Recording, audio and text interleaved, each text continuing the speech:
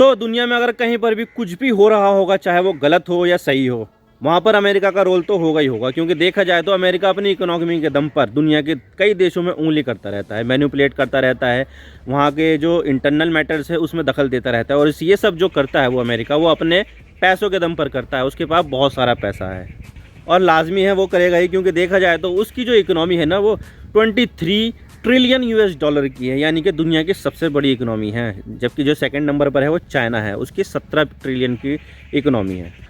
और इतनी बड़ी इकोनॉमी है तो आपको ये लगता होगा कि अमेरिका कभी डिफ़ॉल्ट कर पाएगा, लेकिन ये हकीकत है, अमेरिका जून महीने तक डिफ़ॉल्ट कर जाएगा। उसके पास पैसा नहीं होगा लोन को चुकाने का, जो उसने इतना सारा ले रखा है।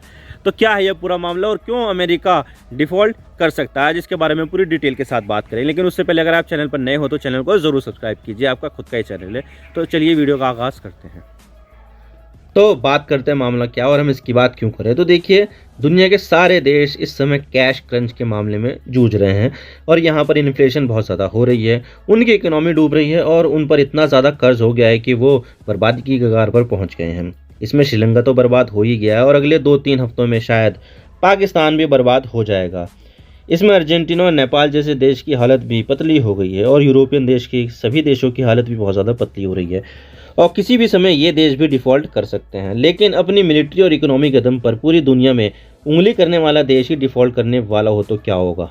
मैं बात कर रहा हूँ अमेरिका की, जिसने इतना ज़्यादा कर्ज ले रखा है कि अब अमेरिका डिफ़ॉल्ट कर सकता है। और ये बात मैं नहीं बल्कि अमेरिका की ट्रेजरी डिपार्टमेंट कह रहा है कि अमेरिका अपने लोन को लेकर जून महीने में ही डिफ़ॉल्ट कर देगा।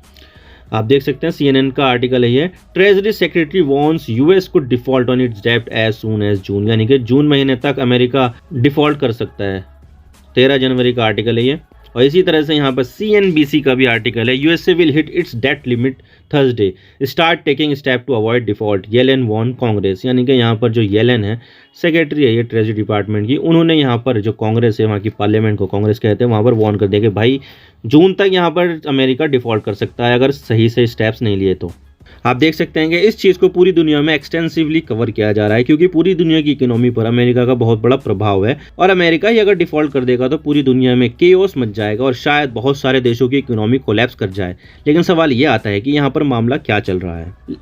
तो देखिए, यहाँ पर यह हुआ है कि अमेरिका की ट्रेजरी सेक्रेटरी जेनेट येलेन यहाँ पर यह कहा है कि उन्होंने कि 19 जनवरी को अमेरिका अपनी डेट लिमिट यानी कि लोन की जो लिमिट है उसको क्रॉस कर देगा और इससे जो ट्रेजरी डिपार्टमेंट है उसको बहुत सारे एक्स्ट्रा ऑर्डिनरी कैश मेजर्स लेने पड़ेंगे, जिससे अमेरिका जून में डिफॉल्ट करने से बच जाए। तो ये कहा है अमेरिका की ट्रेजरी सेक्रेटरी जेनेट येलेन ने। इनको अमेरिका के यूएस फेड से कंपेयर मत करना ना, क्योंकि यूएस फेड अमेरिका का रिजर्व बैंक है, जबकि अमेरिकी ट्रेजरी डिपार्टमेंट अमेरिका की फाइनेंस मिनिस्ट्री है। और ये जो जेनेट येलेन है जिसने कहा है कि अमेरिका जून में डिफॉल्ट कर सकता है, वो अमेरिका की फाइनेंस मिनिस्टर मान सकते हैं आप। भारत की फाइनेंस मिनिस्टर कौन है? निर्मला सीतारमण जी हैं, जो फरवरी में बजट भी लाने वाली है अगले महीने। तो जेनेट येलेन अमेरिका की फाइनेंस मिनिस्टर समझ लीजिए। उन्होंने यहाँ पर वार्निंग दी है कि भाई 19 जनवरी को अमेरिका का उधार 31.4 ट्रिलियन डॉलर हो जाएगा और ये उधार उस लिमिट को क्रॉस कर जाएगा जो अमेरिका ने सेट कर रखी है कि भाई इससे ज़्यादा हम उधार ले नहीं सकते। और ये जो लिमिट होती है जो अमेरिका ने सेट कर रखी है कि भाई इससे ज़्यादा उधार सरकार नहीं ले सकती है, तो इसे डेट सीलिंग कहते हैं, जिसे अमेरिका ने 100 साल पहले अमेरिकी कांग्रेस में इंट्रोड्यूस किया था ताकि सरकार को एक लिमिट से ज़्यादा उधार लेने से रोक सके। लेकिन अमेरिका की तो दूसरे देशों के मामले में टांग अड़ाने की आदत है और हमला करना है उसको दूसरे देशों में बिना बात के, तो उसके लिए तो पैसा चाहिए ही चाहिए होता है। तो अमेरिका की सरकार अपने खर्च को मैनेज करने के लिए बॉन्ड के रूप में लोन लेती है, लेकिन अमेरिका की डेट सीलिंग इसमें आड़े आ जाती है। तो डेट सीलिंग से बचने के लिए सरकार यहाँ पर डेट सीलिंग की जो लिमिट है ना उसी को ही बढ़ा देती है कि भाई अगर इतनी है तो हम इतना कर देंगे और ज़्यादा ले लेंगे। तो इस वजह से यहाँ पर अमेरिकी सरकार डेट सीलिंग को बढ़ा देती है। लेकिन बार बार डेट सीलिंग बढ़ाओगे तो दिक्कत तो आएगी ही। और आखिरी बार 2021 में अमेरिका की सरकार ने डेट सीलिंग को बढ़ाया था, जिसको लेकर अर्थशास्त्रियों ने ये कहा था कि भाई अगर तुम डेट सीलिंग बढ़ाते जाओगे तो यहाँ पर आर्मेगेडॉन यानी कि कयामत आ जाएगी। तो यहाँ पर ये बहुत ही बड़ी चिंता की बात है और भारत अपने एक्सपोर्ट सबसे ज़्यादा अमेरिका को ही करता है। तो अगर अमेरिका डिफ़ॉल्ट कर सकता है तो वहाँ पर मंदी आने से और अर्थव्यवस्था चौपट होने से कोई नहीं रोक सकता है। और ऐसे में भारत से अमेरिका को होने वाला एक्सपोर्ट भी कम हो जाएगा, जिससे अमेरिका के साथ साथ भारत को भी तगड़ा नुकसान होगा। और अगर मैं अमेरिका के टोटल डेट की बात करूँ तो अमेरिका का जो टोटल डेट है वो 31.38 ट्रिलियन डॉलर है, जो 19 जनवरी को 31.4 ट्रिलियन US डॉलर क्रॉस कर जाएगा। और ये इतना ज़्यादा कर्ज है कि इसको अगर मैं हर अमेरिकी नागरिक से जोड़कर देखूं तो हर अमेरिकी नागरिक पर $94,086 का डेट है, जो अगर मैं इंडियन करेंसी में कन्वर्ट कर दूँ 77 लाख होते हैं।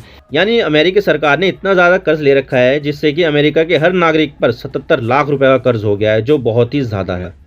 वैसे लोन तो भारत ने भी काफ़ी तगड़ा ले रखा है, और भारत का जो लोन है ना, लास्ट क्वार्टर के हिसाब से भारत के ऊपर $610 बिलियन का कर्ज है, और इस हिसाब से भारत के हर नागरिक पर लगभग 35,000 का उधार है। लेकिन अमेरिका का पर कितना है? 77 लाख रुपए का, जिस वजह से अमेरिका ने हद पार कर रखी है काफ़ी ज़्यादा, और 31 ट्रिलियन का उधार उठा रखा है। लेकिन अमेरिका की सरकार इतना उधार क्यों लेती है जिससे कि सरकार पर इतना ज़्यादा उधार हो गया है? सवाल तो ये आता है। तो देखिए, सरकारें शौक में कोई उधार नहीं लेती है, बल्कि यहाँ पर इसके पीछे कई कारण होते हैं, और इसमें जो सबसे ज़्यादा मेन इंपॉर्टेंट कारण है वो है युद्ध और इमरजेंसी। और आप मानो या ना मानो, लेकिन जब से अमेरिका को ब्रिटेन से आज़ादी मिली है, यानी कि 1776 से, वो सिर्फ 17 साल ही शांति से गुजार पाया है। यानी कि अमेरिका ने अपने इतिहास के 247 सालों में सिर्फ 17 सालों तक ही पीस मेंटेन की है, वरना तो अपनी आज़ादी के बाद से ही अमेरिका कहीं ना कहीं वॉर में उलझा हुआ है। चाहे वो सिविल वॉर हो, या फिर दोनों विश्व युद्ध, या फिर कोल्ड वॉर हो, या फिर इराक या अफगानिस्तान पर हमला करना ही हो। इवन अमेरिका अभी भी सीरिया में, लीबिया में और जो यमन है वहाँ पर वॉर में उलझा हुआ है। तो इतना सब कुछ करने के बाद अमेरिका को पैसे तो चाहिए ही चाहिए होते हैं, और वो पैसों की ज़रूरतें उधार लेकर पूरी करता है। और इसके अलावा अमेरिका में सीनियर सिटीज़न की आबादी भी बढ़ती जा रही है। जो 2010 में 40 मिलियन सीनियर सिटीज़न अमेरिका में थे, तो वहीं 2020 में यह आंकड़ा बढ़कर 56 मिलियन हो गया है। अब ये चीज़ भी काफ़ी ज़्यादा इंपॉर्टेंट है, क्योंकि जितना ज़्यादा सीनियर सिटीज़न अमेरिका में बढ़ेंगे तो अमेरिका खर्च इन सीनियर सिटीज़न पर काफ़ी ज़्यादा बढ़ जाएगा। जैसे ये कि इन्हें सोशल सिक्योरिटी के रूप में पेंशन देनी होती है, इन्हें मेडिकल बेनिफिट देना होता है, और दूसरे बेनिफिट्स देने होते हैं। तो इससे अमेरिका का खर्च बहुत ज़्यादा बढ़ता है, और उस खर्च को मैनेज करने के लिए अमेरिकी सरकार लोन लेती है। और इतना ही नहीं, अमेरिका का जो हेल्थ केयर सिस्टम है वो पूरी दुनिया में सबसे ज़्यादा महंगा है, और इतना हेल्थ केयर पर खर्च तो दूसरे डेवलप्ड देशों में भी नहीं होता है जितना अमेरिका में ही होता है। आप देख सकते हैं कि साउथ कोरिया कितना ज़्यादा डेवलप्ड है, वहाँ पर भी लगभग $4,000 ही खर्च होता है, जबकि अमेरिका में 12,000 से भी ज़्यादा खर्च होता है। जर्मनी इतना ज़्यादा डेवलप्ड देश, वहाँ पर भी 7,000 के आसपास होता है, अमेरिका में 12,000 है। तो देख सकते हैं आपके अमेरिका का जो हेल्थ केयर का जो कॉस्ट है वो बहुत ज़्यादा है, और हेल्थ केयर पर अमेरिका की सरकार को खर्च ज़्यादा करना पड़ता है, और ये खर्च जो आता है वो पैसा वो लोन के रूप में आता है। और अगर आप अमेरिका की स्पेंडिंग देखोगे तो आप भी चकरा जाओगे कि भाई ये सब क्या हो रहा है, क्योंकि अमेरिका की सरकार को टैक्स और दूसरे रेवेन्यू को मिलाकर टोटल $4 ट्रिलियन ही मिलते हैं, जिसमें अमेरिका को $6.8 ट्रिलियन खर्च करना पड़ता है। अब ये जो डिफरेंस अमाउंट है वो है 2.8 ट्रिलियन की। तो ये पैसा अमेरिका बॉन्ड से उठाता है और स्पेंड करता है, और ये पैसा धीरे धीरे बढ़कर अब $31.38 ट्रिलियन उधार हो गया है, जो बहुत ही ज़्यादा है, क्योंकि सरकार के पास तो सिर्फ $4 ट्रिलियन ही आ रहे हैं, लेकिन सरकार के ऊपर $31.38 ट्रिलियन का कर्ज हो गया है धीरे धीरे बढ़ाकर। और इस चीज़ से सरकार सिर्फ इंटरेस्ट के पेमेंट में ही $723 बिलियन खर्च करती है, जो भारत के टोटल एक्सटर्नल डेप्ट $610 बिलियन से भी ज़्यादा है। यानी कि $723 बिलियन तो हर साल सरकार कर्ज के इंटरेस्ट देने में ही चुका देती है। आप देख सकते हैं 2022 में एक 497 जो पब्लिक के पास है, और जो सरकारों के पास है वो $227 बिलियन। तो टोटल मिलाकर $723 बिलियन बनते हैं, जो सरकार ने एक साल में सिर्फ इंटरेस्ट के पेमेंट के चुकाए हैं। तो आप सोच सकते हैं कि यहाँ पर अमेरिका डिफ़ॉल्ट कर गया तो इसका असर पूरी दुनिया पर ही होगा।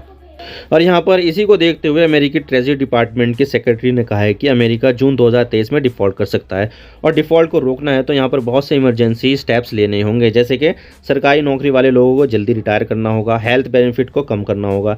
लेकिन यहाँ पर यह भी बात सामने निकल कर आ रही है कि जैसे 2021 में डेट सीलिंग को बढ़ा दिया गया था, तो कुछ इस तरह दोबारा ना हो जाए।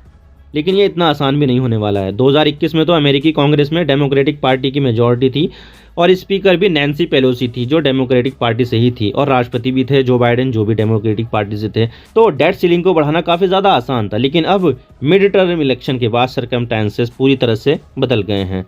अभी राष्ट्रपति तो जो बाइडेन है, लेकिन मिड टर्म इलेक्शन के बाद अमेरिकी कांग्रेस में डेमोक्रेटिक पार्टी ने मेजॉरिटी खो दी है, और अब वहाँ पर रिपब्लिकन पार्टी का दबदबा होने के साथ साथ स्पीकर भी रिपब्लिकन पार्टी से केविन मैकार्थी बन गए हैं। यहाँ पर जीओपी लिखा है, तो जीओपी का मतलब ग्रैंड ओल्ड पार्टी यानी कि रिपब्लिकन पार्टी है। तो यहाँ पर रिपब्लिकन पार्टी नहीं चाहती डेट सीलिंग बढ़े, तो वहीं जो बाइडेन चाहते हैं डेट सीलिंग बढ़े। तो अब पता नहीं आगे क्या होगा क्या नहीं, क्या अमेरिका डिफ़ॉल्ट करेगा या फिर कुछ ना कुछ जुगाड़ अमेरिका करेगा, ये तो देखने वाली बात होगी। आप मेरे इंस्टाग्राम पर भी जुड़ सकते हो। आप सिंपली जाइए इंस्टाग्राम में और सर्च कीजिए I_इमरान सिद्दीकी, और आप मुझे फॉलो कर सकते हैं। इसके अलावा आप मुझे ट्विटर पर भी फॉलो कर सकते हैं, यहाँ पर भी सेम ही यूज़र नेम है I_इमरान सिद्दीकी। तो दीजिए मुझे इजाज़त, मैं मिलता हूँ आपसे नेक्स्ट वीडियो में। अगर आपको वीडियो थोड़ी सी भी पसंद आए तो चैनल को ज़रूर सब्सक्राइब कीजिए। Thank you for watching. I really appreciate your precious time. God bless you all. Now signing off.